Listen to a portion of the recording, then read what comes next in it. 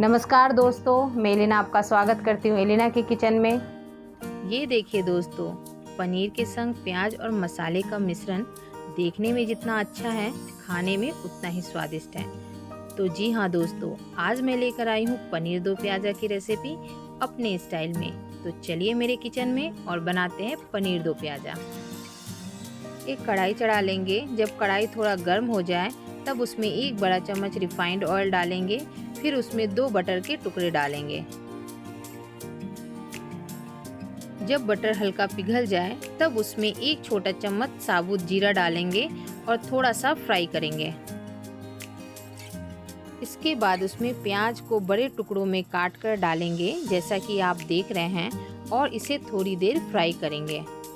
हल्का फ्राई करने के बाद उसमें पनीर के टुकड़े डालकर फिर से थोड़ा फ्राई करेंगे। पनीर के टुकड़े और प्याज थोड़े लाइट ब्राउन हो चुके हैं। अब हम इसे निकाल लेते हैं।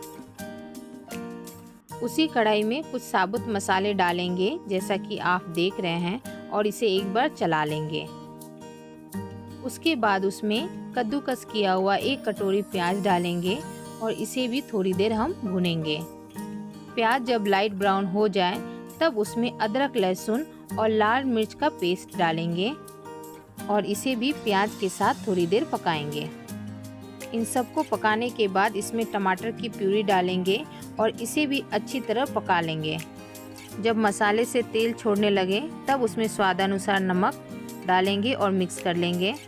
इसके बाद इसमें 1 छोटी कटोरी दही डालेंगे और कंटिन्यू चलाएंगे ताकि दही फटे ना।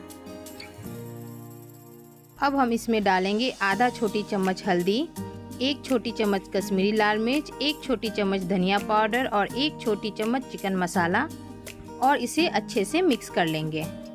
इन सबको अच्छे से मिक्स करने के बाद इसमें डालेंगे थोड़ा गर्म पानी ताकि ग्रेवी अच्छे से बन सके।